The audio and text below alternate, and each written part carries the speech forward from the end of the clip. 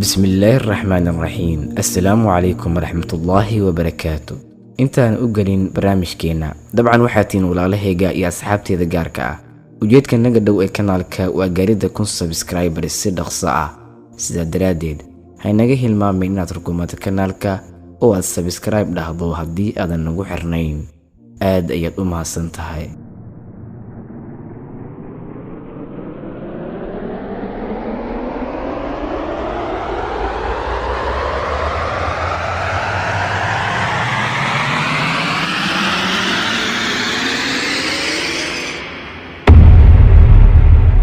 marxaladaha kala duwan ee nolosha kugu soo maraya awgeed waxaad gelaysaa waqtiyo iyo xilliyo aad dareemayso inaad weysay wax walba. noloshu waxay kugu noqon doontaa ciriiri, waxaadna gelaysaa xaalada murugo, walwal ay cabsi ku lamaan tahay. marar badan waxaad ahaanaysaa mid jahwareersan, la yaabka ay noloshaada isku bedeshayna waxay kugu noqon doontaa kadis. waxaadna la yaabi doontaa sida xaaladaadu tahay, waxaadna isweydiinaysaa waa maxay isbedelkay ku dhacay aniga, talow maxaa qaldan, aaway farxadeedii aan haystay. runtii si kadis ah ayay wax walba isku bedeleen. dareenka xanuunka badan iyo walwalka aad dareemaysa awgeed qalbigaaga dhinacyo kala duwan ayuu ku riixayaa. marar waxaa niyadaada soo gelaya waxyaaba aysan ahayn in lagu fikiro, naftaada dhibaato ayay gelaysaa. xanuunka gudaha ah aad dareemayso iyo ciriiriga wuxuu kugu sababayaa laba arrin inaad sameydo. arrinka koowaad inaad dhageysto heesaha calaacalka ah ee filimada laga jelay xaaladda aad ku sugan tahay. tusaale ahaan haddii aad tahay qof ku guuldaraysta xiriir, ama qof aad jeceshahay oo aad weysay, amaba waxbarashadu ay dhibaatooyin kaa soo gaareen, amaba dhinacyada kala duwan ee nolosha.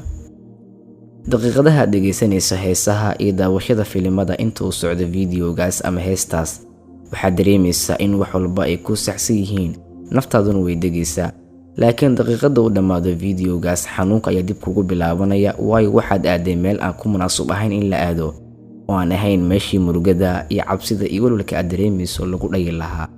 arrinka labaad inaad u carato rabbiga naxariista badan, rabbiga awood badanaha deeqsiga ah, allah subxaanahu wa tacaala, muuminiintana u ah dhimrin badan ee aad u naxariis badan. allah oo aad gacmaha u taagato oo aad u sheegato dhibkaaga, waxaadna dhehaysaa rabbow dhib ayaa i taabatay aniga, adigana waxaad tahay kan ugu naxariista badan inta wax naxariisataa. rabbow iga qaad dhibkan, iguna bedel faraj iyo fudayd. maxaan ka wadaa in waxaasoo dhan aan ka hadlo oo aan tiriyo? waxaan rabaa inaad talooyin ku siiyo haddii aad ku jirto xaalad murugo, walwal. allah dhibaato idil ha inaga hayee.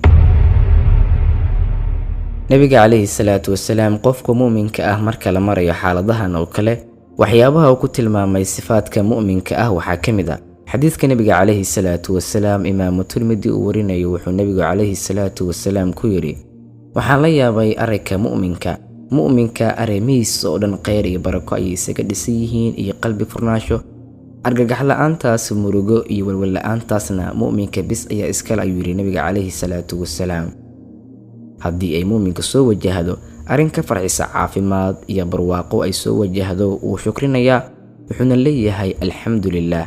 shukrigaasna khayr iyo barako ayuu u yahay. haddii ay dhibaato mashaakilo ay soo wajahaanna waa sabrayaa.